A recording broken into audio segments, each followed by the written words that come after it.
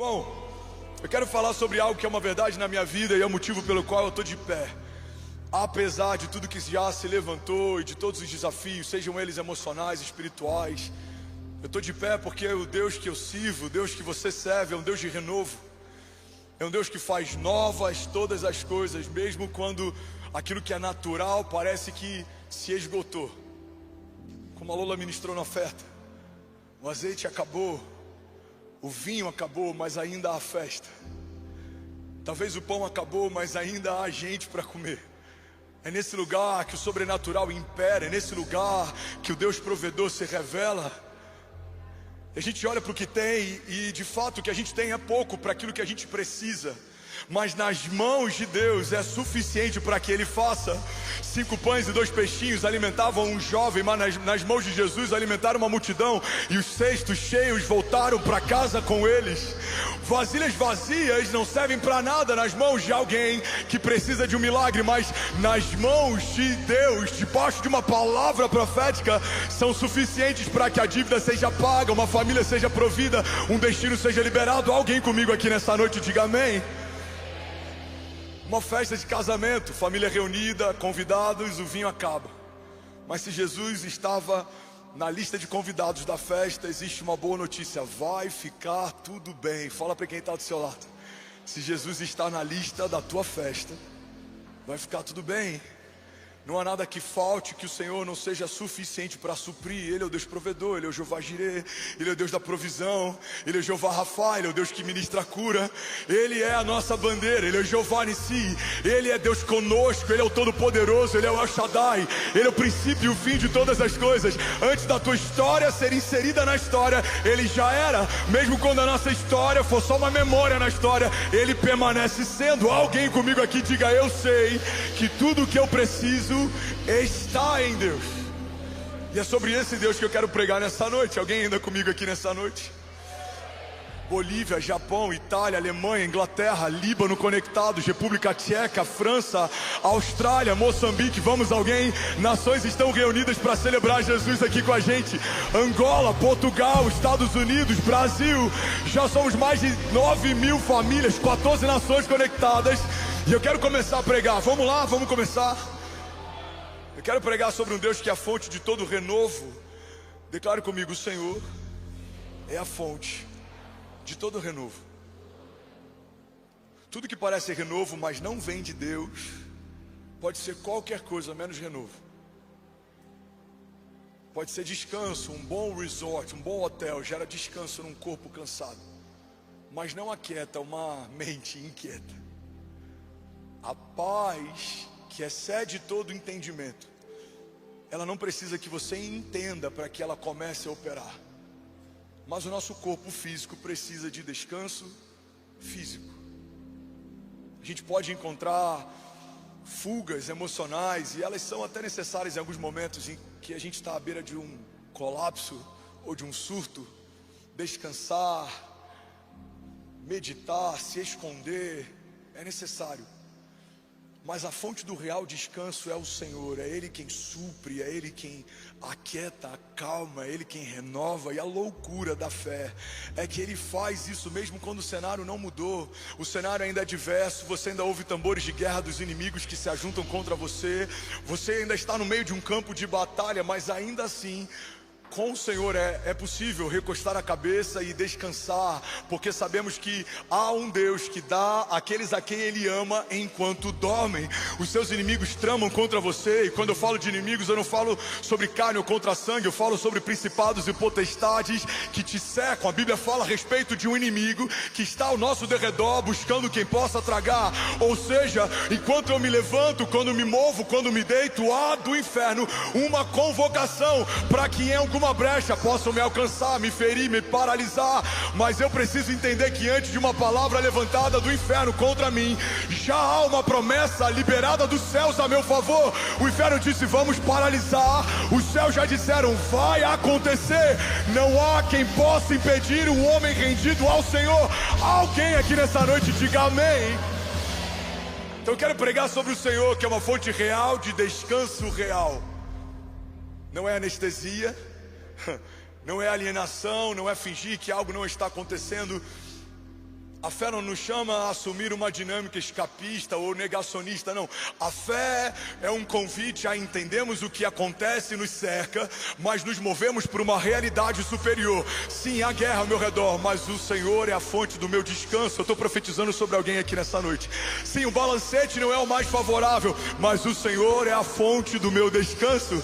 Sim, as notícias não são as melhores, os indicativos não são favoráveis, mas o Senhor é a fonte do meu descanso. Sim, inimigos me cercam, há um ruído, há som de tambores de guerra, o mar está revolto, os ventos são fortes, mas o Senhor é a fonte do meu descanso. Sim, a medicina pode ter me enganado, desiludido, condenado, o diagnóstico pode não ser favorável. Quem sabe alguém nessa noite ou em alguma nação, ou daqui a alguns anos ouvindo essa palavra, foi desacreditado porque a medicina disse: ainda não encontramos a cura para aquilo que você tem. Mas antes da medicina ser chamada de medicina, há um Deus que liberou cura sobre todos aqueles que nele colocaram sua expectativa. Alguém comigo diga: eu sei que tudo que eu preciso emana dele. E nessa noite o Senhor vai liberar sobre a minha vida e sobre a minha casa descanso do tipo de Deus. Fala para quem está do seu lado, profetiza: você vai descansar em Deus, e nele você vai encontrar renovo. Alguém recebe isso? Diga amém. Sabe, recomeçar é uma das principais verdades do Evangelho. O Evangelho fala sobre um Deus que faz tudo a partir do nada, mas o Evangelho também fala a respeito de um Deus que refaz a partir do que se quebrou ou se perdeu. A terra era sem forma e vazia, e a partir do nada, tudo que existe foi criado a partir do verbo. O verbo era Deus, o verbo estava com Deus, e todas as coisas foram feitas por meio dele. Sem ele nada do que foi feito se fez. Mas o mesmo verbo que é criativo no princípio é redentivo na metade da história. Ele cria o que não existe, mas ele redime o que se perdeu.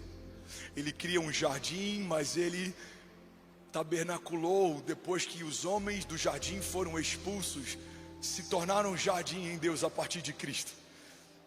A gente vê na história um Deus que cria o que não existe a partir do zero, mas ele recria o que precisa a partir de uma queda, a partir de uma perda, a partir de uma fratura, a partir de um assalto. Talvez algo roubou a tua alegria, o teu coração, a tua esperança, algo roubou de você a expectativa, talvez até a tua fé. Mas assim como Jesus disse, eu quero relembrar nessa noite: o inimigo veio para roubar, matar e destruir, mas ele veio para que a gente tenha vida, e vida em abundância. Então, ao longo da história, vemos em Gênesis um Deus criativo que faz tudo que há a partir do nada que havia. Mas vemos a partir dos evangelhos um Deus que refaz tudo que se perdeu, para que a gente possa voltar para o nosso lugar de origem. Todas as vezes que o RE está antes de algum verbo ou de alguma palavra, significa que algo está sendo feito de novo. Se reerguer, erguer alguém que caiu ou tropeçou, recomeçar, começar de novo, apesar de algo ter se perdido ou finalizado. Restaurar algo que foi fraturado, partido, mas agora está novamente intacto. Tudo que você pode ter perdido, ou tudo que podem ter saqueado de você, o Evangelho é capaz de restaurar, reestruturar, restituir, refazer, recomeçar. Você precisa reivindicar, porque há algo do céu liberado sobre você, que talvez você ainda não tenha experimentado. Quem sabe você ainda não tenha nem pedido ou pensado. A Bíblia diz que o nosso Deus é poderoso para fazer infinitamente mais do que tudo que pedimos ou pensamos, segundo o seu poder que em nós atua. Então eu vim aqui nessa noite falar com uma geração de avivalistas que querem pela fé reivindicar uma herança justa estabelecida pelo Filho de Deus. Você não está pedindo favor, você está reivindicando algo que já foi liberado por Deus para você. Em Jesus você é mais do que vencedor. Em Jesus você é suprido. Em Jesus você é escolhido. Em Jesus você é salvo. Em Jesus você é santo. Em Jesus você é livre. Em Jesus você é justo. Irmão, eu não sei você, mas eu já estaria recebendo alguma dessas palavras de pé. Deus está restaurando o que se perdeu. Alguém comigo aqui, diga amém. Assim seja, glória a Deus. Aleluia.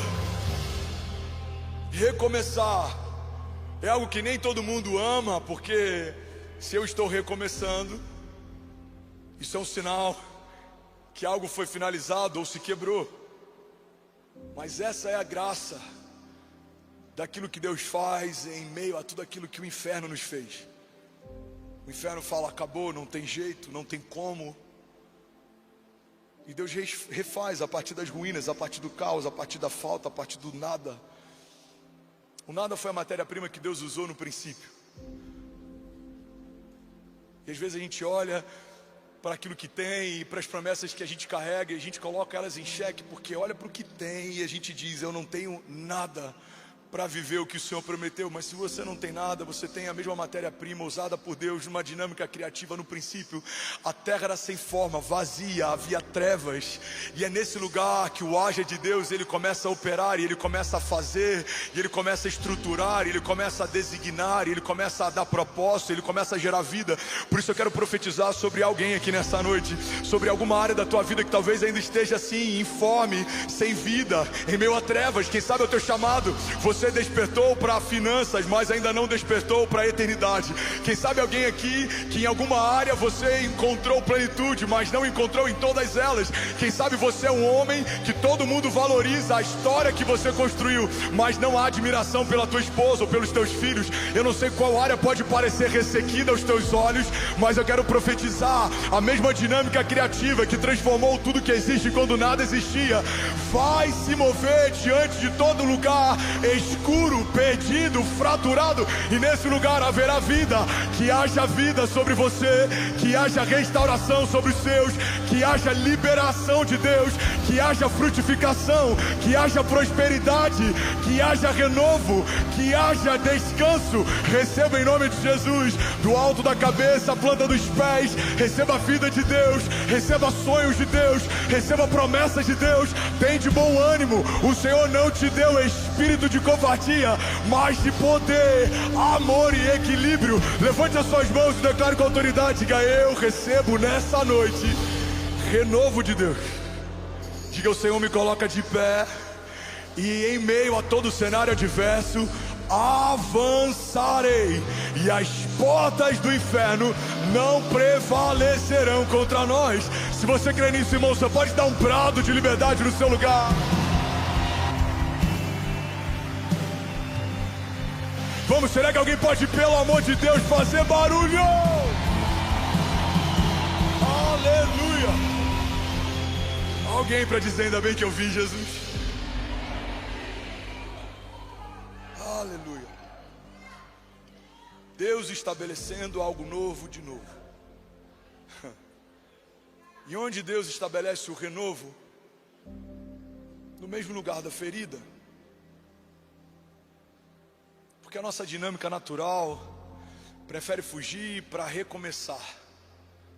Mas a dinâmica de Deus gosta de fazer no lugar da tua humilhação, ferida, falta. No lugar em que te humilharam, em que o inferno te saqueou. É no lugar que você foi marcado que algo vai voltar a florescer, algo vai brotar.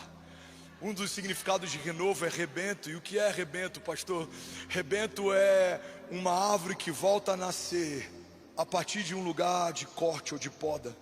Rebento é aquele pedaço de natureza que a gente vê brotando no meio do asfalto. Rebento é quando você vê uma árvore que foi cortada, deixaram só o toco, mas ela insiste em voltar a florescer. Você vê folhas novas, você vê um broto. Aquele broto significa rebento, aquilo significa renovo. Deus fazendo no lugar do corte,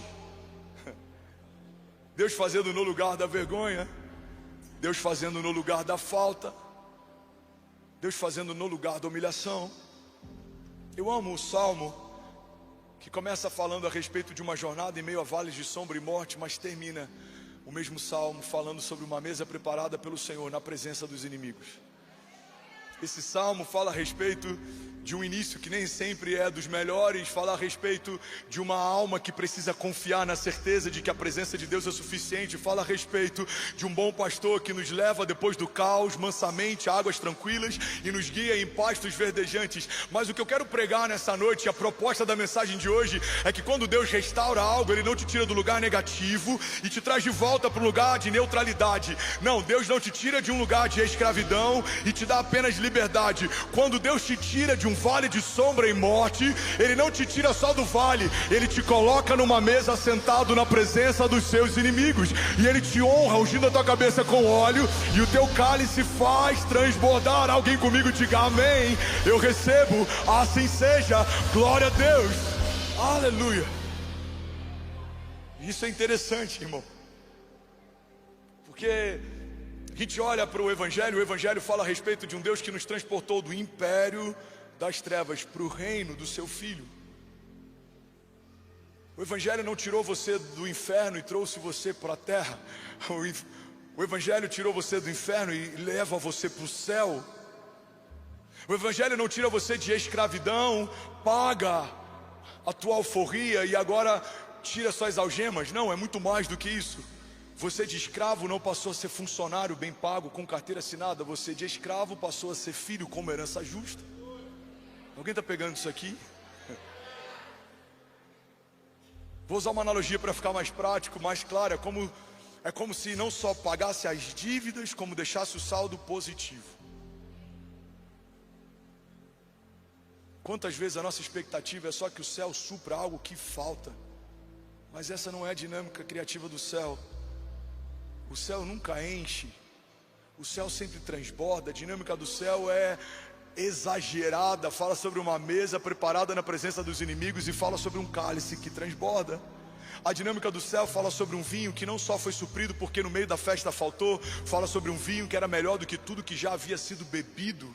A dinâmica do céu não fala só sobre 5 pães e 2 peixinhos, que depois de reparticionado de forma muito econômica entre todos eles, todos comeram o necessário. Fala sobre 5 pães e 2 peixinhos que supriram de tal forma que quando ninguém conseguia mais comer, os cestos ainda voltaram cheios para casa. Quantas vezes a gente quer só que Deus supra algo que falta, quando na verdade a dinâmica do céu é transbordante e Ele é poderoso para fazer infinitamente mais do que tudo que pedimos ou pensamos. A dinâmica do Evangelho fala sobre redenção, e a palavra redenção tem como um dos seus significados resgate. O que significa resgate, pastor? Significa não só tirar alguém que estava cativo, como transportar esse alguém para um lugar seguro. Quando Deus resgatou você, Ele não só tirou você e disse: agora você caminha por conta própria, agora que você está livre, faça o que você quiser. Não. A palavra de Deus fala a respeito de um bom samaritano, um homem estrangeiro que não veio de uma natureza caída, que encontra um homem caído no meio do caminho, que foi tratado com indiferença pelos sacerdotes e levitas, não porque eles não queriam fazer, mas porque eles não podiam fazer. Um homem caído não poderia regenerar ou redimir alguém com uma natureza caída. Mas então um estrangeiro vindo de uma semente incorruptível, vindo de um outro lugar, vem para a terra, encontra um homem saqueado, ferido e quase morto, e derrama sobre as feridas dele óleo e vinho, e coloca numa hospedaria e diz: cuide bem dele, porque eu vou voltar para buscá-lo. Isso é uma tipificação, isso é uma simbologia, não só da redenção, como também da igreja de Jesus. Jesus te encontrou no meio do caminho, te plantou no lugar, como diz a palavra de Deus: plantados na casa de Deus, florescerão nos seus átrios. Então Ele não foi alguém que te redimiu e falou: agora caminha sozinho. Não, Ele te redimiu, te plantou, Ele cuida de você, Ele cerca você, Ele guarda você, dá ordem aos seus anjos a teu favor para que não tropece. E se tropeçar, como diz a palavra de Deus, e a gente vai meditar daqui a pouco nela, a palavra de Deus diz que os passos de um homem bom são confirmados pelo Senhor. Ainda que caia, não permanecerá prostrado. Então, o renovo do tipo de Deus não é tirar de um lugar negativo e me levar para um marco zero, é tirar de um lugar negativo e levar para o meu lugar de destino. Você não vai ser só alguém que bebia, fumava, xingava, agora não bebe mais, não fuma mais e não xinga mais. Isso é muito pouco. Isso uma boa educação poderia ter feito, talvez uma esposa insistente poderia fazer. O Senhor não quer que você seja o mesmo homem carnal com uma moral melhorada. Não, não, não. A proposta do Evangelho é que morra quem você se tornou para nascer quem Ele sempre quis que você fosse. É uma nova natureza, você vai nascer de novo. E a partir desse novo nascimento, você vai receber o fruto do Espírito. E a partir do fruto do Espírito, você vai se mover com bondade, benignidade, mansidão, domínio próprio, algo que não é seu. As pessoas não vão te reconhecer. E essa é uma das melhores coisas que alguém que está na jornada com Deus pode ouvir. De amigos que te conhecem há tempos, eles vão dizer: você está irreconhecível. Eu lembro que no início da minha jornada isso me ofendia. Como assim? Eu estou irreconhecível, eu não mudei, eu sou o mesmo. Até que eu falei: não, é isso que eu preciso estar tão irreconhecível, a tal ponto que alguém que me conhecia 10 anos atrás não vai reconhecer que é o mesmo André. Deus está fazendo novas todas as coisas. Ele é a fonte do renovo, Ele é a fonte da restauração, Ele é um Deus redentivo. Alguém comigo aqui nessa noite diga amém, glória a Deus, aleluia. E vocês que estão na primeira fileira, vocês têm uma missão. Vocês vão cadenciar todo posicionamento de toda igreja. Então não apenas ouça, reaja a isso. A partir de você vai derramar até a última cadeira. Alguém comigo diga amém. Tem algum avivalista aqui? Vamos, tem alguém apaixonado por Jesus aqui nessa noite? Aleluia. Jesus. Eu vou ter que pregar na velocidade 2 do WhatsApp, porque eu quero pregar uma série em uma noite, mas vai dar tudo certo, vai terminar tudo bem, amém? Ezequiel 37:4 diz assim: Filho do homem, esses ossos poderão tornar a viver? Então eu respondi: ó soberano Senhor, só tu sabes. Então ele me disse: profetize a esses ossos e diga-lhes: ossos secos, ouçam a palavra do Senhor, assim diz o soberano. E o resto da história você já sabe. Um exército ressequido, provavelmente há tempos esquecido, volta a viver e é colocado novamente de pé. Talvez alguns vão dizer: pastor, o que isso tem a ver com a minha história? Eu vou te explicar. Deus não é homem, não faz como o homem faz e não vê como o homem vê. A nossa geração enfrenta um desafio. Nós somos a geração do descarte. Tudo que antes a gente lutava para restaurar, na nossa geração, por uma dinâmica consumista e por uma questão de mercado, se tornou descartável. Eu não sei você, mas eu sou da geração que um ventilador queimava, a gente levava na assistência técnica. Alguém comigo aqui? Qualquer coisa em casa queimava, a gente ia lá e adaptava. A gente fazia uma gambiarra, que na verdade eu aprendi nos Estados Unidos que tem um nome mais bonitinho para gambiarra. Se chama adaptação técnica. Quando a gente contratava um brasileiro para fazer algum serviço lá na igreja, ele falava: pastor, olha, a gente vai precisar fazer uma adaptação técnica. Eu falava: tá bom. Aí eu chegava aquele negócio com fita isolante, amarrado com uma enforca-gato, sabe, fita Herman. Eu falava: irmão, você fez uma gambiarra? Não, pastor, isso é uma adaptação técnica. Mas hoje, e a cada vez mais a gente vai para esse lugar em que coisas que quebraram, deram um pequeno defeito, são descartáveis. Elas foram feitas para serem descartadas. Tem um sociólogo chamado Zygmunt Bauman. Ele fala a respeito de gerações líquidas. Ele fala que tudo aquilo que antes era bem estabelecido e firme, nesse novo tempo está sendo liquefeito. Tudo é relativizado, tudo é relativo. Tudo que antes era firme, bem firmado, estabelecido, agora é volúvel, agora é frágil. Vivemos em meio a uma geração que descarta, mas o Deus que nós servimos não é um Deus que se molda de acordo com a geração presente. Ele é o mesmo ontem, hoje e para sempre. E esse texto de Ezequiel fala a respeito de uma dinâmica de Deus com a minha casa e com a tua. Ele não vai àquele lugar e levanta ao lado de um exército morto e esquecido um novo exército. Não, a Bíblia diz que ele levanta a partir de ossos ressequidos o mesmo exército. E é isso que eu quero profetizar sobre alguém.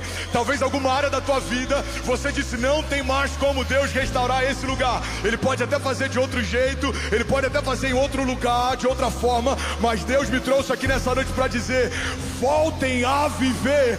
Vale de ossos secos, voltem a viver. Talvez seja o teu casamento, quem sabe o teu ministério, talvez seja o teu chamado, a tua empresa, quem sabe a tua alegria, quem sabe seja a tua vida emocional ou financeira. Ele faz aquilo que parecia morto aos nossos olhos voltar a viver. Esse é o motivo pelo qual ele chega depois de Lázaro morrer e há alguns dias já está sepultado. Se ele chegasse durante a doença, veríamos mais uma manifestação de cura. Se ele chegasse assim que morreu, alguém poderia contestar se de fato ele estava morto. Mas ele chega no momento em que o corpo fedia, em que o choro estava em torno daquele vilarejo. Jesus chega para deixar claro que não importa se é possível ou não é possível segundo a natureza, basta uma palavra dele e a terra obedece. Eu vim aqui nessa noite como Jesus diante daquele sepulcro declarar: Lázaros, voltem a viver. O Senhor é a fonte de todo o renovo. Alguém toma posse disso aqui nessa noite? Você pode levantar as suas mãos e declarar: diga, tudo que estava morto vai voltar a viver. Vamos, levante as suas mãos, feche os teus olhos. Eu quero que você pense em algo que parece ressequido ou perdido na tua vida e comece a declarar: diga, volte a viver. Volte a viver agora, em nome de Jesus. Vamos, igreja, vamos juntos. Levante as suas mãos e declare: volte a viver agora, em nome de Jesus. Você pode celebrar Jesus no seu lugar. Aleluia. Sacode alguém do teu lado, pelo menos mais 10 pessoas, e fala: vai voltar a viver, vai voltar a pulsar, vai voltar a sonhar, vai voltar, irmão, vai voltar. Salmos 18, 28. Tu, Senhor, mantens acesa a minha lâmpada, o meu Deus transforma em luz as minhas trevas. Em outro momento a palavra fala a respeito de um Deus que não apaga o pavio que fumega. Eu brinquei hoje pela manhã que é como aquela vela de aniversário que nunca se apaga.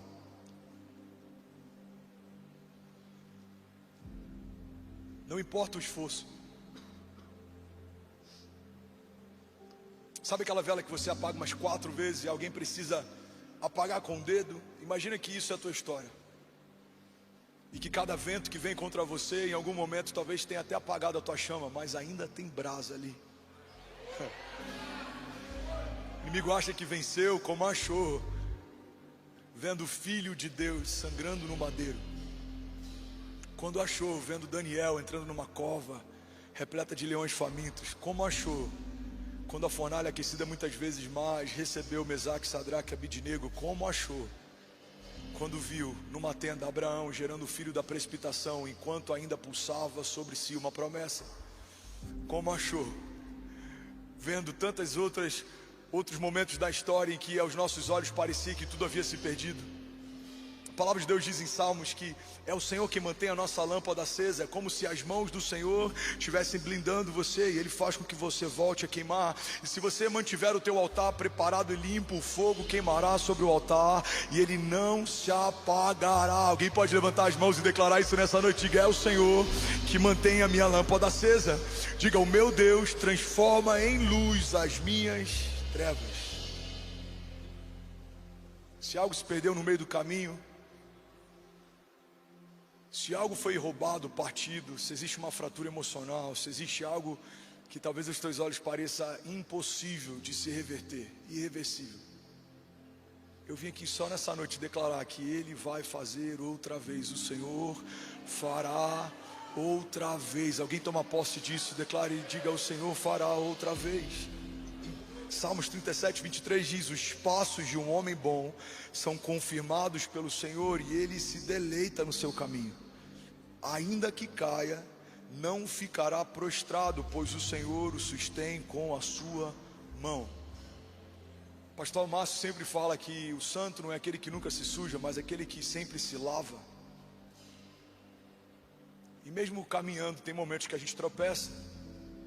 Não é desejável, não é o melhor dos cenários, mas acontece. E às vezes o tropeço não é necessariamente pecado, às vezes o tropeço é só desânimo.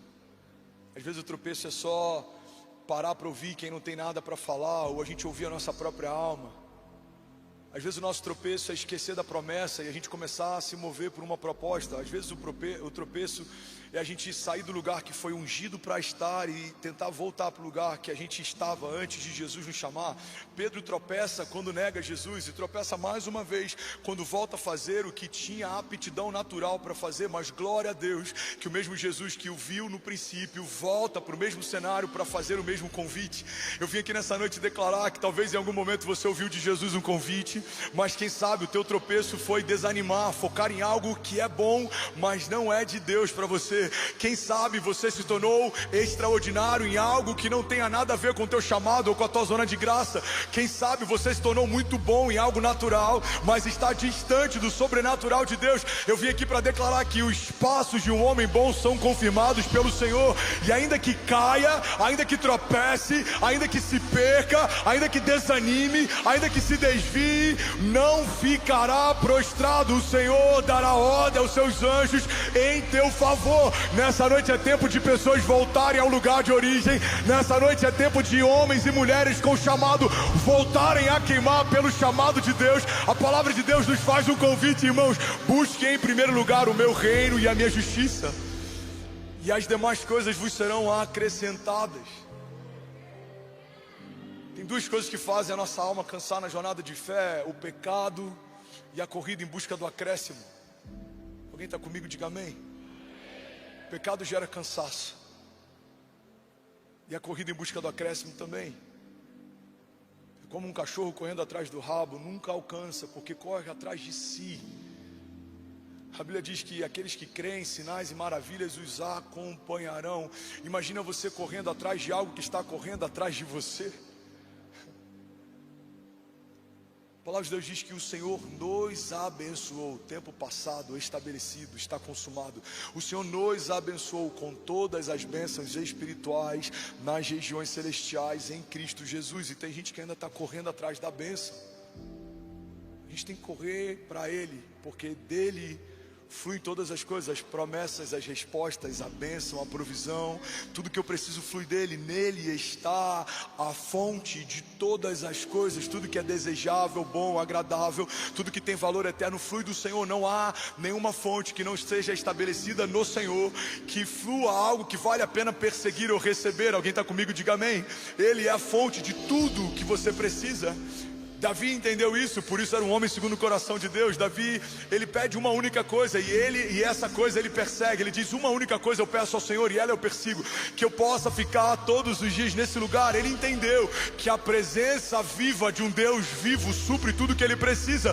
Você pode estar num palácio, mas sem a presença de Deus, esse lugar se torna um lugar vazio. Você pode estar em meio ao deserto, sendo perseguido por um Saul que está rejeitando a unção de Deus, mas você sabe que enquanto tem a presença, o palácio está a caminho. A gente começa a entender que sofrimentos leves e momentâneos falam a respeito de uma fração da nossa história, mas não são o fim dela. Que a tua história não é uma foto, a tua história é um filme. Fala para quem está do seu lado: a tua história não é uma foto, a sua história é um filme. Você sabe como descobriram a sétima arte? O cinema foi descoberto a partir de vários frames. É como se fossem várias fotos colocadas em sequência. Elas dão a ideia de movimento, mas na verdade são vários frames por segundo, FPS. Parece que tem movimento, mas são muitos momentos estáticos que em sequência parecem que ganham vida. O problema é que às vezes a gente pega um desses frames e a gente encara esse problema, ou essa crise, ou esse momento, como se isso fosse a definição de toda a nossa história. Imagina que a história ainda está sendo contada, o filme ainda está sendo exibido, e você ainda está com um frame na mão de uma temporada passada, reclamando com Deus de algo que te feriu ou aconteceu, enquanto Deus está fazendo coisas novas, mas você nem percebe, porque ainda está ancorado no passado, inexistente. Eu lembro de um livro sobre ansiedade, eu preguei em algum momento aqui sobre isso, que o autor fala que a gente está sempre em busca de um futuro, que quando aquilo que um dia era futuro se torna presente, nos encontra ausente, porque a gente já está no próximo futuro, esperando o novo chegar. Saber lidar com esse desafio do tempo, uma promessa que é futura, mas também ela é para agora, um reino que é futuro, mas também é agora.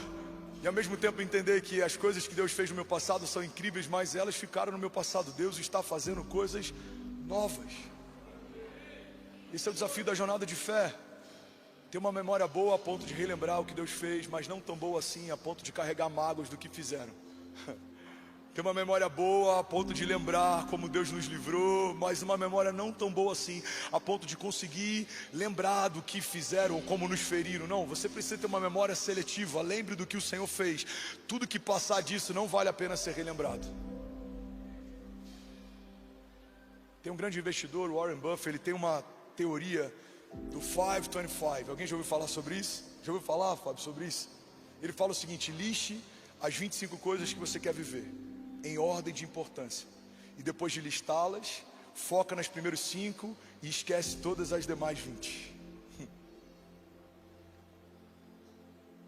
Eu queria que a gente pensasse nas promessas de Deus nessa perspectiva.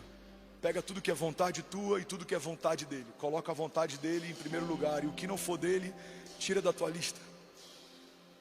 Porque tudo que Deus te dá, ninguém tira, mas tudo que a gente conquista sozinho, a gente perde.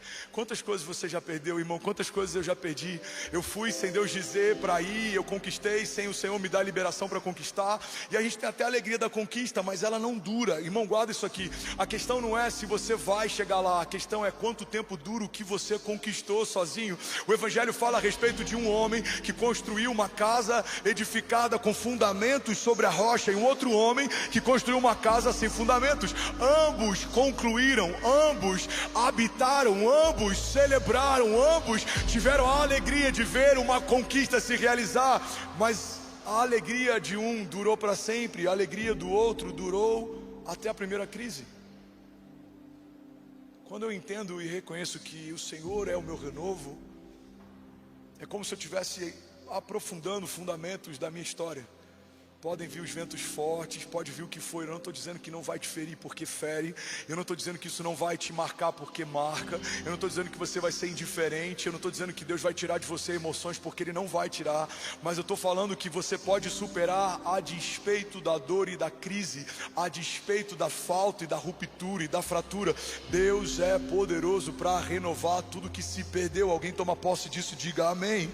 Provérbios 16:3 diz: consagre ao Senhor tudo que você faz, e os seus planos serão bem-sucedidos. Salmos 28:7, alguém vai celebrar e tomar posse dessa palavra. O Senhor é a minha força e o meu escudo, nele o meu coração confia, e dele eu recebo ajuda. Alguém pode celebrar Jesus aqui nessa noite?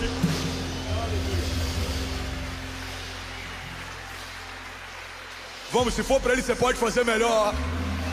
Vamos lá ganhar o Faville. Tem alguém queimando aqui nessa noite? Aleluia.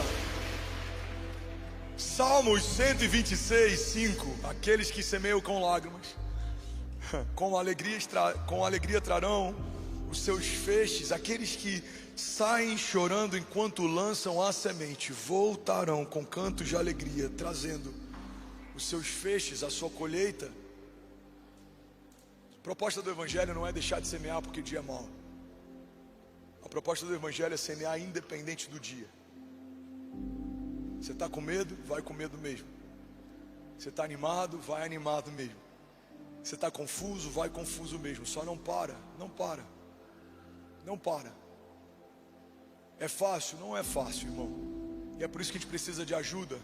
Eu enfrentei, em parte desse primeiro semestre desse ano, dias maus, momentos difíceis, mas o que me sustentou? Em primeiro lugar, minha casa. Glória a Jesus pela minha mulher.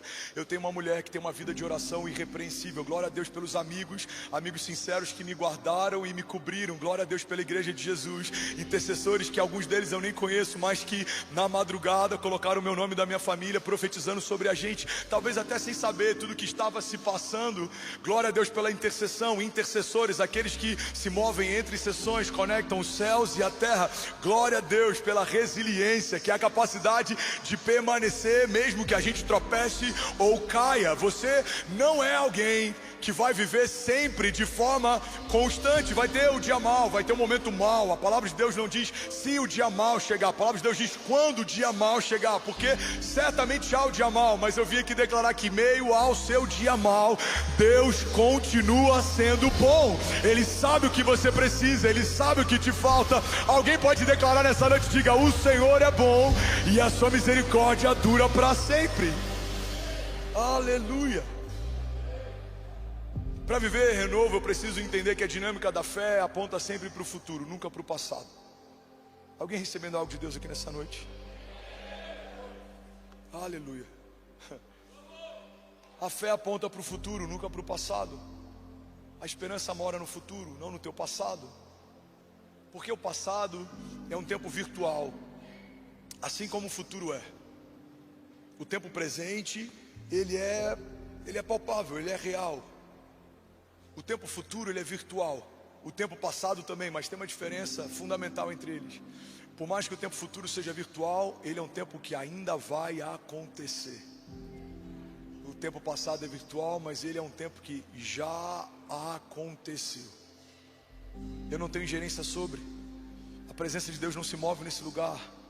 Entenda, se Deus se movesse no tempo passado, a gente leria que Deus voltou no princípio, em meio ao homem caído, Ele refez a história, então não houve mancha de pecado, e o homem continuou habitando no jardim. Mas não é isso que a Bíblia diz. A Bíblia diz que apesar do nosso erro, do nosso pecado no nosso passado, Deus estabeleceu no nosso futuro um cordeiro que tiraria o pecado do mundo. Mesmo Ele conhecendo desde a eternidade passada o pecado que estaria no meio do nosso caminho, Ele já tendo provido para si um cordeiro que no futuro já traria sobre nós redenção, Ele não voltou ao passado para modificar a história. Ele já proveu no nosso futuro algo que liberaria a nossa história. Eu não sei se você já viu algum filme que fala sobre máquinas do tempo, e muita gente acha que evangelho é como uma máquina do tempo. Significa que Deus vai te levar para o teu passado e você vai poder modificar o que fez. Não, irmão, se tem algo que a gente se torna refém, é daquilo que a gente semeou. Guarda isso em nome de Jesus. A única voz que o teu futuro respeita é a voz da tua semeadura. A graça nos redime, nos restaura, nos mantém de pé e nos dá novas sementes para semear, mas ainda colheremos semeaduras passadas. É por isso que tem gente que por muito tempo semeou coisas ruins, acabou de se converter e ele não entende, porque ainda vem colheitas ruins. Você está na entre safra, 20 anos colhendo, semeando mal, 2 meses semeando bem, e a gente quer que tudo mude da noite para o dia. Existe um processo. Você deu acessos, você deu brechas. De Deus não se zomba, diz a palavra. Aquilo que o homem semear, certamente colherá, sejam sementes boas ou ruins. Alguém está comigo? Então, como é a dinâmica de Deus? Ele traz sentido ao meu presente, Ele ressignifica o meu futuro, mas Ele não altera o meu passado. Ele apaga de forma redentiva, ou seja, os meus pecados não vão ser levados mais em consideração, porque a partir de Jesus eu fui restaurado, o preço foi pago, a dívida foi paga. Mas Ele não vai voltar lá e desfazer o que se fez. Vai ser esquecido, vai ser deixado de lado. Tem gente que quer que o novo de Deus se manifeste alterando coisas no passado. Não, vejam, eu estou fazendo uma coisa nova, diz o Senhor. Não fiquem presos ao passado. Deus está fazendo coisas novas. Então aquilo que ficou no teu passado você precisa deixar para trás, porque nesse lugar a presença não flui mais. Esse jardim que houve o pecado e a culpa, ele não vai ser mais habitado, mas agora existe um novo jardim. Agora Ele tabernaculou dentro de nós, o jardim virou o seu interior, o altar é o teu coração, você se tornou casa de Deus. Ele mudou a dinâmica. Um Deus que visitava o homem na sua casa, agora fez do homem a sua própria casa. Mudou a dinâmica, mudou a aliança, mudou o tempo, mudou a natureza. Deus está fazendo uma coisa nova, de um jeito novo, com a mesma criação. Glória a Deus por isso. Alguém comigo diga amém. Isaías 43:18 diz: esqueçam o que se foi, não vivam no passado, vejam, eu estou fazendo uma coisa nova, ela já está surgindo, vocês não a reconhecem? Até no deserto vou abrir um caminho e riachos em meio ao ermo. É por por isso que a dinâmica criativa da fé fala a respeito a confessar um futuro desejável e não um presente que se vê. Pega isso aqui, irmão. Alguém comigo? Como eu confesso o que eu vejo, pastor? Quando eu falo o que é óbvio. O dia está frio, a política está estranha, essa questão com Israel é preocupante, a economia está a um passo de colapsar, o Brasil está vivendo isso, o mundo está vivendo aquilo. Isso qualquer homem natural discerne. Por quê? Um homem natural discerne coisas naturais, mas um homem espiritual discerne coisas espirituais. Então a fé do tipo de Deus, a fé criativa, a fé que não caminha mais pelo que viveu, mas por aquilo que ainda vai viver, ela precisa confessar o que crê. Até para a salvação é necessária uma confissão daquilo que se crê. Quando a gente vai ser batizado, o que a igreja faz? Uma confissão pública de fé. Eu confesso publicamente diante dos céus e diante da terra que eu creio em Jesus como o único e suficiente Salvador e Senhor. Ele é o caminho, a verdade e a vida, é o Cordeiro de Deus que redimiu a criação. Eu creio que Ele morreu e ao terceiro dia Ele ressuscitou. Eu creio que Ele está à direita do Pai e Ele intercede por nós.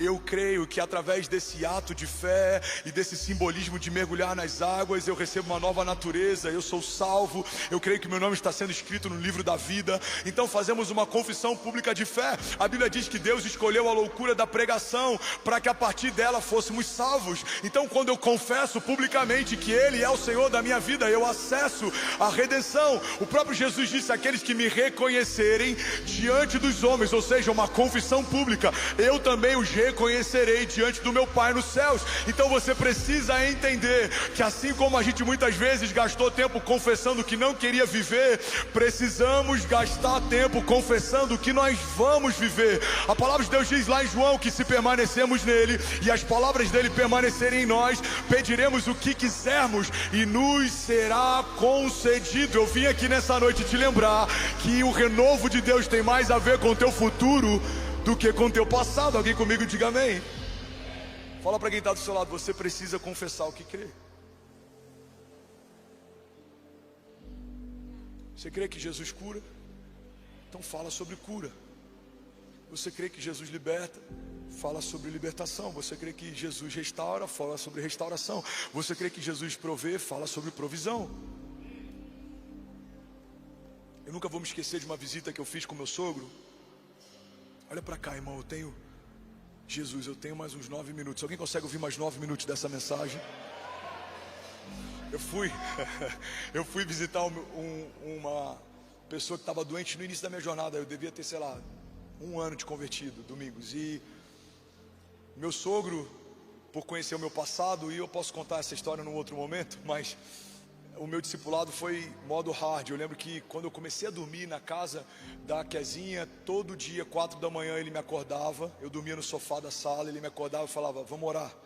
Eu falava: sogrão, são 4 da manhã. Ele falou: pois é, meu filho, você quer casar com filha de pastor, tem que pagar o preço, vamos orar. E eu ia para a igreja às 7 da manhã, saía meio-dia, fazia a consagração, ficava no culto das mulheres do coque. Eu vivi toda essa dinâmica da igreja, glória a Deus por isso. E eu lembro que ele me chamou para ir no hospital fazer visita. A gente entrou na sala e tinha uma senhora de, não sei, 85 anos, entubada, problemas crônicos, era reincidente, e os médicos tinham desacreditado e ela estava em coma. Aí ele falou assim: Dequinho, você pode orar? Eu falei: posso. Eu basicamente orei para Deus preparar a família quando ela partisse, porque eu olhei de forma natural. Eu não tinha o tipo de fé que hoje, pela misericórdia, eu estou carregando. A minha fé ainda era muito natural. Eu olhei o que era óbvio, eu falei: é óbvio, ela vai partir e a gente precisa preparar a família e cuidar de quem vai ficar. Ele falou: você pode orar? Eu falei: posso. Pai, obrigado por tudo que ela viveu, todas as memórias. E eu praticamente despedi ela ali. Se fosse católico, teria sido quase que uma extrema-unção, era uma despedida. E eu lembro que assim que eu termino de orar, ele estava um pouco branco. Hoje eu entendo por quê. Ele fala: Dequinho, você pode esperar ali fora um pouquinho? Eu falei: posso. E eu saí, ele ficou um tempo e daqui a pouco a porta abre e está todo mundo aliviado. Hoje eu entendo, ele foi consertar a oração que eu fiz. Eu acho que ele foi pedir perdão. Gente, perdão, ele é novo na fé. Vamos orar porque eu creio na cura. Amém? Para ser sincero, eu não lembro se ela foi curada ou não, mas uma coisa eu aprendi naquele dia: eu não posso confessar o que eu vejo, eu preciso confessar o que eu creio, porque é isso que me faz diferente. O que você vê, todo mundo está vendo, mas o que você crê, talvez só você esteja crendo. Quem sabe só você está crendo no teu casamento. Vamos, se for para ele você pode fazer melhor. Quem sabe só você está crendo no teu chamado. Quem sabe só você está crendo nos teus filhos. Já foram desacreditados, são malditos, as pessoas falam mal, mas você crê e declara o que crê. Os meus filhos são uma bênção, o meu casamento é uma bênção, a minha casa é um lugar de oração, a minha empresa é frutífera, os meus celeiros estão cheios, o meu Deus enviará a resposta, o meu futuro é glorioso, o meu futuro está nas mãos de Deus, Ele enviará a resposta, certamente o Senhor vai mudar a minha sorte, Ele é poderoso para fazer infinitamente mais. Alguém comigo aqui diga amém. Então fala comigo, eu preciso confessar o que eu creio. E essa nem é a parte mais difícil. A parte mais difícil é a segunda parte. Você precisa confessar o que crê e você precisa andar à altura do que confessa. Essa é a parte difícil. Parte difícil, irmão, é você fazer planos quando tem uma sentença de morte estabelecida. Quando a medicina diz 3 meses no máximo, você está fazendo planos para o ano seguinte. Isso é fé.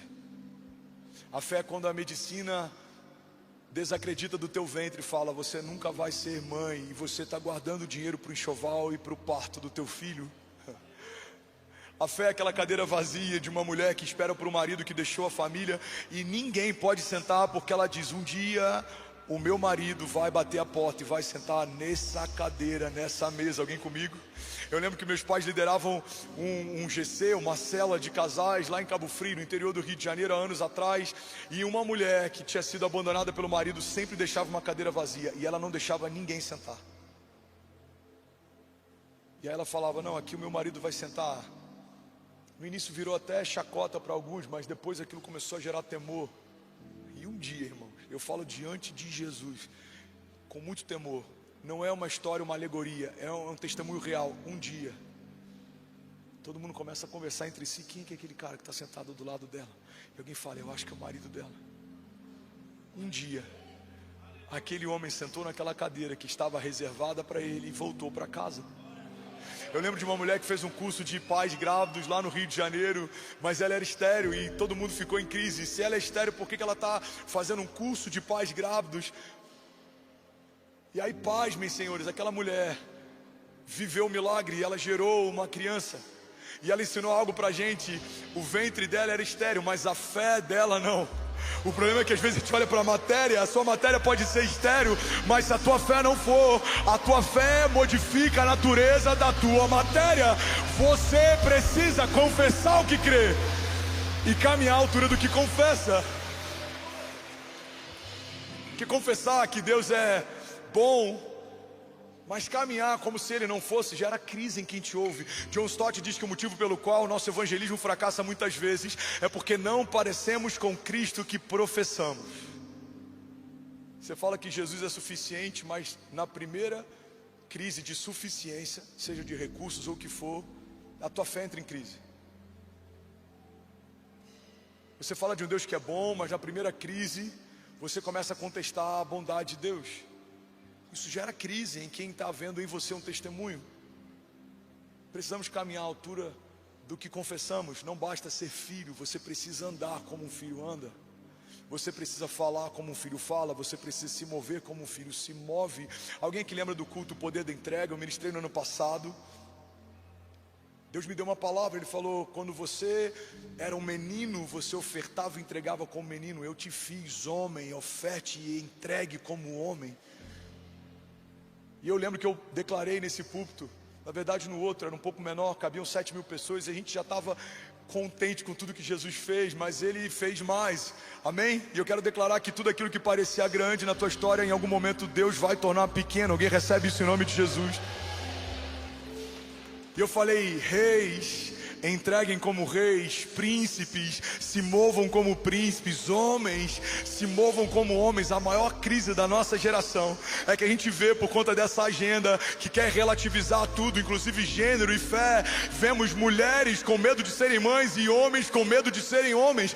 Você precisa caminhar à altura da identidade que tem. Você não é cauda, você foi feito cabeça. Você não é escravo, a partir de Jesus você foi feito filho.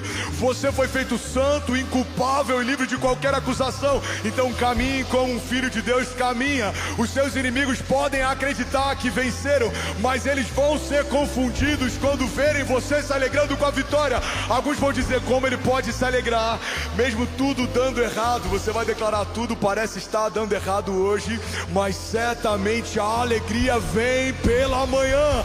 Melhor é o final das coisas do que o início delas, diz a palavra de Deus. Alguém comigo diga amém. Você precisa reconstruir meio as ruínas. Fala com quem está do seu lado: você precisa recomeçar, reconstruir, reformar a partir das ruínas. Esdras 3 fala a respeito de um povo voltando do exílio. O povo estava cativo. Quando eles voltam do exílio, por mais que agora haja liberdade, o mundo conhecido deles está em pedaços. A mesma dinâmica que Noé enfrenta quando sai da arca. Uma mistura de alegria por saber que a arca preservou você, mas também uma angústia por saber que tudo que você conhecia não foi preservado. Então eles voltam. Tem um misto de alegria pela liberdade, mas tem uma angústia. Muitas coisas foram destruídas, as casas em ruínas, os templos em ruínas, destruição. E a Bíblia diz que a primeira coisa que aqueles homens restauraram, antes de restaurar a própria casa, ou antes de restaurar até o próprio templo, foi restaurar o altar de adoração. Igreja, olha para mim, recebe isso em nome de Jesus. Não se distraia, não desconecte. Existe algo de Deus para ser liberado sobre você, que vai além do teu entendimento. A tua mente está recebendo coisas, mas no espírito tem coisas sendo ligadas e desligadas. Tem sentenças, decretos, liberações, palavras. Alguém comigo diga amém. Esdras 3 diz assim: em meio às ruínas os sacerdotes ofereciam sacrifícios e adoração. Você consegue imaginar a cena? Imagina um abalo sísmico que toca o Brasil ou São Paulo. Você vem em Barueri, na semana seguinte tudo que você conhecia não está mais de pé. Você vem na Lagoinha Alphaville, o lago foi soterrado, as colunas elas foram derrubadas, o templo não existe mais, as coisas não estão como estavam. Mas você imagina a gente marcando um culto de louvor e adoração em meio a tudo que está em cacos. Imagina a gente falar: pessoal, a gente vai fazer um mutirão, mas antes da gente tirar qualquer escombro, a gente vai restaurar um altar de adoração. Vamos celebrar a bondade de Deus. Isso confunde o inferno. Como podem celebrar em meio a tanto caos? Só consegue isso quem entende que todo sofrimento leve e momentâneo, além de ser passageiro, gera em nós uma glória eterna que pesa mais do que todas elas. Esdras nos ensina um princípio: a arte de recomeçar e reconstruir a partir das ruínas. Hoje pela manhã eu até brinquei que toda construção de alto padrão hoje paga muito caro para utilizar elementos que foram retirados de demolições de coisas antigas. Então você quer ter um piso de madeira com tábuas que foram tiradas de uma fazenda de café ou de açúcar. Você quer ter tijolos de demolição que foram removidas de uma olaria, ou que faziam parte de uma construção, de uma casa que fez parte da história do Brasil. Usamos hoje em grandes construções novas de alto padrão elementos que são elementos de demolição ou de ruínas de obras do passado. Eu preciso que você entenda que é exatamente isso que a fé faz. Ela vai pegar fraturas do nosso passado, ela vai pegar traumas, marcas, coisas que te feriram. Essas coisas não são rejeitadas, não são esquecidas. Nenhuma lágrima é em vão, nenhum deserto é em vão, nenhum gigante é em vão. O salmista diz: o Senhor recolhe cada uma das minhas lágrimas. Por acaso o Senhor não tomaria nota de todas elas? Então o teu choro no secreto não foi esquecido, a humilhação não foi esquecida, esquecida, a perseguição não foi esquecida. Os céus sabem o que fizeram ou tramaram contra você, mas você não vai ficar preso a isso. Você não vai tentar se vingar, se mover para dar resposta, não. Você vai fazer o novo, e o novo de Deus vai usar coisas do teu passado. Você vai lembrar como Deus cuidou de você no meio do deserto, como o pão descia do céu para que suprisse a tua fome, como a coluna de fogo guardava você do frio no meio da noite, ou como a nuvem de Deus te protegia de um calor escaldante, gerando sombra. Você vai lembrar da água que brota da rocha, você vai lembrar da roupa que não se desgasta. Então essas ruínas do teu passado e as marcas daquilo que você enfrentou, Deus vai usar para reconstruir o que Ele está fazendo de novo. É por isso que fundamentalmente todo herói da fé primeiro foi marcado por Deus para depois ser usado por Ele. Deus usa um menino Davi, mas Ele consagra e coloca no trono o rei Davi. Deus dá os sonhos ao menino José, mas Ele estabelece governo a um homem chamado José. Ele anuncia um menino Jesus numa manjedoura, mas Ele passa a utilizá-lo e se mover com sinais e maravilhas e prodígios a partir da estatura de homem de Jesus. Ele é batizado, uma porção do Espírito repousa sobre ele e o ministério de milagres se inicia. Então, irmão, guarda isso em nome de Jesus. Eu vou te falar com muita propriedade, tá? Porque eu sei o que é ter uma esposa enfrentando loucura por um período de bipolaridade gestacional. Eu sei o que é usar fralda e estar no CTI lutando para sobreviver. Eu sei o que é ser marcado ou ferido por alguém que você amou e cobriu. Eu sei o que é ser despejado com mulher grávida e morar de favor na casa de ovelha. Eu sei o que é muitas coisas. Eu sei o que é começar uma segunda-feira com desafios, às vezes multimilionários da igreja, e você tem que ter fé para você, para a igreja e para os outros. Eu sei o que é ter que lutar contra o sistema para a gente poder ver uma promessa se cumprir. Em todas essas coisas eu vejo o cuidado de Deus, porque o menino André, que recebeu uma promessa lá no passado, quando se tornou um homem, começou a receber de Deus uma carga diferente. Você precisa de caráter para sustentar a unção que vai receber. Deus, Ele não te abandonou por conta das crises, pelo contrário, Ele permitiu você ser entregue a elas para forjar o teu caráter, para que as suas raízes aprendam a encontrar água em lugares mais profundos. Porque enquanto não há crise, a gente depende que alguém nos regue, mas quando vem o tempo da seca, a gente precisa aprender a encontrar água em lençóis freáticos. A crise, a seca, é um modo de Deus ensinar você a não depender de nada que te seca. Você não depende mais do que te seca. Você é como uma árvore plantada junto ao ribeiro das águas, que mesmo no tempo da seca permanece com as folhas verdes e dá o fruto certo no tempo certo. Alguém recebe isso em nome de Jesus? Uau, já somos mais de 17 nações conectadas, mais de 13 mil famílias. Você pode celebrar Jesus. Israel está conectado, Argentina, Nova Zelândia. Alguém pode fazer barulho aqui nessa noite, pelo amor de Deus. Aleluia. Aleluia. Uma coisa que me marcou, e entender como os processos de Deus se manifestam, isso faz alguns anos. Olha para mim, guarda isso em nome de Jesus. O que mudou a minha história foi entender que o processo não é algo que me leva para a promessa. Eu sempre tive entendimento que se eu cumprir o processo, eu vou viver a promessa. Mas eu entendi em algum momento que na verdade o processo já faz parte do início do cumprimento da promessa. Se você está vivendo o processo, significa que você já começou a viver a promessa. Você está comigo? Irmão, olha para mim. Tem alguém comigo aqui? A Bíblia diz que depois que José recebe um sonho, é vendido pelos seus irmãos e é feito escravo. A Bíblia diz que depois que Davi é ungido rei, é perseguido por Saul e fica com seus valentes no deserto. A Bíblia diz a respeito de Daniel, ou de Abraão, ou de tantos outros, que depois que receberam uma promessa, algo se levantou. Entenda, os irmãos não venderam José e ele sonhou no meio do cativeiro. Não, José sonhou enquanto estava na casa do pai, e porque sonhou um sonho de Deus, foi empurrado para um cativeiro. Davi não foi perseguido por Saul e no meio da perseguição Deus o encontrou no meio do deserto e para dar descanso à alma dele o ungiu ao reinado. Não. Davi estava pastoreando as ovelhas do pai, foi chamado talvez num dia tranquilo e recebeu uma unção. A partir da unção que recebeu, começa então uma retaliação contra si. Entenda uma coisa, irmão, todo processo que se manifesta contra você é um sinal que você já está vivendo o cumprimento de alguma promessa. Alguém comigo? Quando eu entendo que o processo já faz parte da promessa, eu começo a desenvolver a arte de me alegrar em meio às crises e às faltas, porque eu entendo que algo está acontecendo. Eu lembro que no Vira Brasil do ano passado, eu vou ser muito vulnerável aqui, eu tinha uma expectativa e eu vi algo, mas na reta final, no último mês, eu entendi que o que eu tinha visto era muito menor do que Deus estava fazendo. Sabe o que me fez entender o tamanho do que a gente estava vivendo? A perseguição dos nossos adversários. Quando eu entendi o tamanho da trama do inferno para esse evento não acontecer, eu falei, Pai, agora eu entendi, é muito maior do que a gente acha que está fazendo, é um impacto muito maior do que a gente acha que vai ter. Agora eu entendi, o que me fez despertar? O processo faz você levantar a guarda, o processo faz você se consagrar mais, buscar mais, temer mais.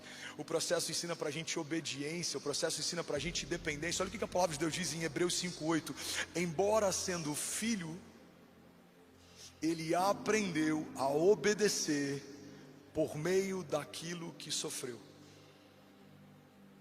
Uau! A Bíblia está dizendo para mim e para você que o Filho de Deus aprendeu a obedecer a partir de um sofrimento que viveu. Você está comigo? Diga amém. Hebreus 5:8: embora sendo filho, ele aprendeu a obedecer por meio daquilo que sofreu, e uma vez aperfeiçoado, tornou-se a fonte eterna de salvação para todos os que lhe obedecem. Alguém pode dizer glória a Deus por isso? Hebreus 11:6: sem fé é impossível agradar a Deus, pois quem dele se aproxima precisa crer que ele existe e que recompensa aqueles que o buscam. Salmos 27:14: espera no Senhor, tem de bom ânimo, e ele fortalecerá o seu coração. Salmos 37:18: o Senhor cuida da vida dos íntegros, e a herança deles permanecerá para sempre. Em tempos de crise e de adversidade não ficarão decepcionados, e em dias de fome desfrutarão de fartura. Alguém pode dizer glória a Deus por isso? O louvor pode se posicionar para parecer que a gente está acabando. Hebreus 10:23 diz: apeguemo-nos com firmeza a esperança que professamos, pois aquele que prometeu é fiel. Alguém pode dizer glória a Deus por isso? Romanos 15:13 diz assim: que o Deus da esperança os encha de toda alegria e paz por sua confiança nele, para que vocês transbordem de esperança pelo poder do Espírito Santo. 1 Pedro 1:3 diz: bendito seja o Deus e Pai do nosso Senhor Jesus Cristo, conforme a sua grande misericórdia, ele nos regenerou para uma esperança viva por meio da ressurreição de Jesus Cristo dentre os mortos. Salmos 30:1 diz assim: eu te exaltarei, Senhor, pois tu me reergueste e não deixaste que os meus inimigos se divertissem às minhas custas. Segura, por favor. Senhor meu Deus, a ti eu clamo por socorro, e tu me curaste. O Senhor me tirou de uma sepultura, prestes a descer a cova. Devolveste-me a vida, então cante louvores ao Senhor. Vocês, os seus fiéis, louvem o seu santo nome, pois a sua ira dura só um instante, mas o seu favor dura a vida toda. O choro pode persistir uma noite, mas a alegria irrompe pela manhã. Em outras versões, o seu choro pode durar uma noite, mas certamente a alegria vem pela manhã. Alguém recebe isso em nome de Jesus? Então fica de pé, eu quero profetizar sobre você. Se você recebe essa palavra, exalte ao Senhor, irmão. Dá um brado de liberdade. Deus tem renovado pessoas aqui. Deus está reestabelecendo algumas coisas. Vamos, se for para Ele, pode fazer melhor. Vamos, alguém pode dar um brado de liberdade aqui nessa noite. Alguém que crê que tempos gloriosos estão a caminho, pode fazer barulho.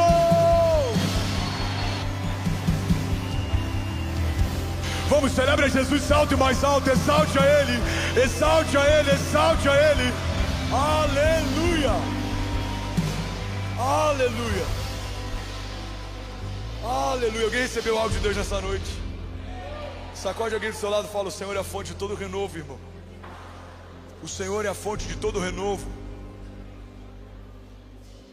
Eu amo essa passagem que está em Romanos 8:32. Eu queria declarar e profetizar ela sobre a tua vida. Feche teus olhos, curva tua cabeça, e o Espírito Santo vai se mover com uma onda de temor agora nesse lugar. Feche teus olhos, não se distraia. Você que é batizado com o Espírito Santo, seja livre para fluir. Espírito Santo de Deus, flui nesse lugar como ondas de poder. Dissipa toda a treva, remove todo cansaço, quebra toda corrente, desfaz todo grilhão. Espírito Santo, nós sabemos que existe mais, nós queremos mais. Vamos, flua, flua, flua, flua. Seja renovado do alto da cabeça à planta dos pés, toda a cadeia emocional quebrada para a glória de Deus. Vamos, vamos, feche teus olhos. Para de olhar agora para aquilo que é natural. Começa a mergulhar nesse lugar. Esquece o teu celular por um minuto. Esquece quem está do teu lado. Deus está se movendo como um rio de vida nesse lugar, nessa noite. Tem salvação a caminho, tem libertação a caminho, há cura a caminho, há respostas a caminho. A palavra de Deus diz: clama a mim, responder-te-ei e anunciar-te-ei coisas grandes e insondáveis que não sabes. Romanos 8:32, feche teus olhos e recebe isso. Aquele que nem mesmo seu próprio filho poupou, antes o entregou por todos nós, como não nos dará também com ele todas as coisas? Quem tentará acusação contra os escolhidos de Deus, se é Deus quem o justifica? E quem é que condena?